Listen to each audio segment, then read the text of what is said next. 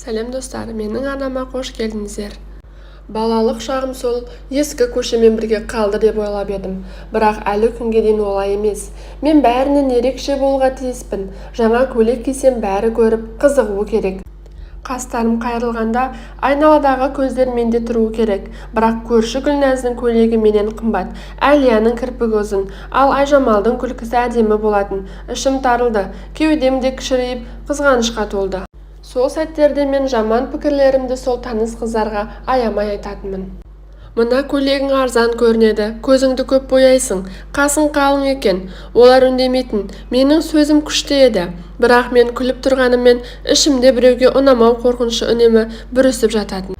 Мектепте де солай, біреу маған бірдеңе десе тістеніп тұрып шап беретінмін, сөзбен де қолмен де, себебі мені жеңуге болмайтын. Жеңілсе мен кім болам? Бір күні айнаға тұрып өзіме сыбырладым. Ешкіммен жарыспай-ақ қой, сен өзіңше әдемісің, тек өзгелерге де сондай болуға мүмкіндік бер. Бірақ қызғаншақ мінезімді емдеуде, өзгертуде қолымнан келмеді. Менің қызғаншақтығым еш уақытта өзгермеді. Оқуда менің мінезім түбіме жетті. Группада ешкіммен достаса алмадым. Ішіммен әрдайым қыздардың менен төмен болғанын қаладым. Олар жай ғана қатардағы студент емес, байдың ерке тотайлары еді. Бір күні солардың бірі мені топтың алдында масқаралап тұрып, «Айманбетка, түріңе қарап ал, сосын байқап жүр. Бізге тағы тиіссең, шашыңды жұлып қолыңа береміз. Ескерту соңғы болсын» деді. Қауқылдасып тұрған қыздар қарқ-қарқ күліп жатты. Ал мен ішімнен, бұлар менің ауылдағы сыныптастарымнан несі артық деп өзімді жұбатып қоямын. Олар үстіне қымбат әтір сеуіп келсе, әдейлеп даусымды шығарып, «Фу, есінеткен сасық, мынандай арзан әтірді кім сеуіп жүр» деп көре алмаушылығымды жасыра алмайтынмын. Іште өзімді ақтап, олар жек көрген сайын өзімнен өзім жалғыз қала бердім. Сол жалғыздық мені іштен жеп жатты. Мені көбі жақтырмады, ешкім мені адам құрлы көрмеді. Тіпті қатарымда ұстазым да менің бар жоғымды аңғармайтын. Бойымда намыс пен қызғаныш өртеп жатса да, сыртқа шыққан бәрін жасырып, әлсіз емес екенімді дәлелдеуге тырыстым. Солай жүріп жүргенімде бір күні байдың баласы маған сөз салды. Бұл мен үшін өмірімдегі ең бақытты сәт еді. Себебі мені ешкім қадірлемегенде, дәл сол жігіт мені байқады, менің бар екенімді сездірді. Онымен бірден жүріп кете бардым. Ол не десе де келісіп қарсы келмейтін болдым. Тіпті жүрегім қарсы болған сәттерде де үнсіз мойынсұнатынмын. Өйткені ол бай еді. Мен секілді ештеңесі жоқ қыз үшін бұл мүмкіндік қайдан табылар дейсің? Әдемі киін, әдемі болып жүр деп маған әрдайым ақша беретін. Мен де өзімді алғаш рет өмірде керек адамдай сезіндім. Сол үшін, тек сол үшін ғана мен оны тастай алмадым. Ол жігіт мені қалаған кезінде итеріп алатын, шашымнан тартып, түрлі позада ләззат алады.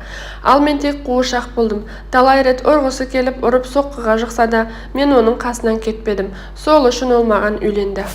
Есесіне мен бай әулетке келін болдым. Таршылық көрмей бақытты боламын дедім. Бәрінен жоғары санадым өзімді. Тіпті ауылға барсам да туыстардан, «Мына қыздың бағы беселі, бай жігітке тиіп алды, қолы толған алтын» деген сыңсыңдаған өсектерді тыңдап қуанып қалатынмын. Бірақ бұл алтындарды енем тағып жібереді, үстіме ең қымбат көйлектерді кигізеді. Тек сырт көзге ғана, үйге келген соң тек тұрысымды ғана қалдырады. Қалған киімдерді, алтындарды санап түгендеп алады, сейфіне салып қояды. Абайсызда көйлегің бүлінсе, «Мыйсыз оңбаған-ай, 40 000 теңгеге алған көйлекті бүлдіріпсің» деп түгімді қоймай ұрсатын. Төркінге бақытты әйелдің рөлінде барамын, ал қайын жұртқа күң едім. Бәріне шыдап жүрдім. Қайнының болды. Сол үйленсе күйеуім бөлек шығамыз деп еді. Әбден күйеуімнің төсек майданына үйреніп кеткен сорлы едім.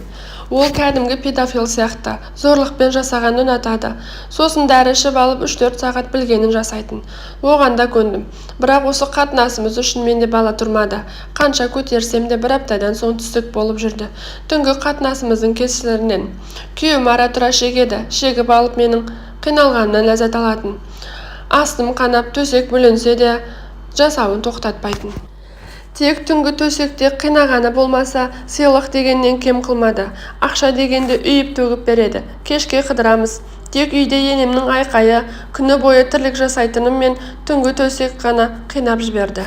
2 жыл бұрын босағадан аттағаным әлі күнге дейін көз алдымда. Қайныма жар табылса екен деп қатты тілеген мен едім. Сол тілеген келінді түсіргенде жүрегім қуаныштан жарылардай болғанда енді бөлек тұрамыз деп сеніп едім, бірақ өмірімнің өзі ережесі бар екен. Келінім алғашында жымиып ізетпен сөйлейтін, алғашқы айларында енемнің көзіне түсіп маған қарағанда көбірек көңіл бөлетінін байқадым, бірақ мән бермедім. Жаңадан келді, еркелесін дедім. Біртіндеп бәрі өзгерді. Үй ішінде мен сыртқа тепкендей күй кештім. Енемнің көзіне шөп салып, мені арам ойлы, күйеуін қадірлемейтін әйел етіп көрсетті. Келінінің шын беті ашылғанда жүрегім мұздап сала берді. Қайын ағасына жаным деп хат жазғанын өз көзіммен көрдім. Сол сәтте ішім алай-дүлей болды. Күйеуім жаман болса да менің күйеуім, менің тағдырым. Қалай ғана қызғанбаймын. Ол мені тастап кетсе қайда барамын? Ауылдың өсегіне қалу, өрт ішінде тірідей жанып кетумен бірдей емес пе? Күн сайын кетем мен қаламын арасында арпалысып оянам. Бірақ не үшін? Махаббат па, намыс па, әлде қорқыныш па білмеймін. Үйде ешкім жоқта келініммен төбелесіп алдым. Қайын ағасын қойынаға еткеннен түге алмайды. Қайынының есерсоқ біреу еді.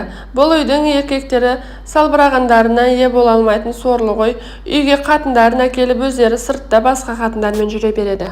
Келінім де мен де жоқ жерден шыққан түк көрмеген адамдармыз. Әйтпесе диплом бар, жұмыс істеп өз-өзімізбен ешкімге қорланбай жүретін адамдармыз ғой. Әлгі үйдің құлы болғаннан басқа нәрсеміз жоқ. Енемде қораз төбелестіргендей бір-бірімізді қырылдырып қояды. Ал күйеуім келін үшін бөлек тұрудан бас тартты. Әйтеуір бір сылтаумен келін екеуі сыртқа шығып берісіп келеді. Бәрін білсем де, көрсем де ештеңе істей алмай күйінемін. Бір күні үйде үшеуміз қалдық. Келінім мен күйеуім. Мені ұйықтады деп ойлаған болу керек. Күйеуім мен келінім өз бөлмесінде ыңырсып, еркектің дауысы шығып жатты. Қайныным мен енем басқа қалаға бір шаруамен кеткен еді. Сол кезде күйеуімді қызғанып айқай шығарып едім, әбден таяқтап соққы жедім. Мені ұрып соғып көз алдымда келініммен болып жатты. Қара, сен кімсің маған кедергі келтіретін? Сенің көз алдыңда да істей беремін деп екеуі тағы да бірге болды. Келінім тура жезекші екен.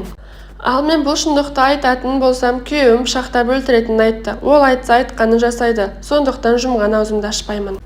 Қайным соңғы кезде күдіктенгендей біздерді бөлек шығаруды жиі айтып жүрді. Бұл сөз үшін мен күйеуім ренжіп қалды. Салдақысын қимай жүр ғой. Салдақы келінімді өлтіріп тастағым келеді. Әттең қолынан келмейді. Жақында жүкті екенін естідік. Алла маған емес, әлгі салдақыға бала берді. Ол бала күйеуінен емес, қайнағасынан. Менің күйеуім мәз. Ол қатынның асты үстіне түсіп жүр. Приемға барған сайын өз апарады. Солай көлікте бірге болып құмарларын қандырып келеді. Суын байқап жүрмін. Жүрегім қан жылап жүр. Бір күні болмасын келінім мен күйеуімнің опасыздығы үйдегілерге белгілі болып, келінім өліп қалса, күйеуім мүгедек болып менің қолыма қарап қалса екен деп тілеп, әумин деп іштен тілеп жүрмін. Сол кезде менің қадірімді түсінер күйеуім. Әңгіменің соңы.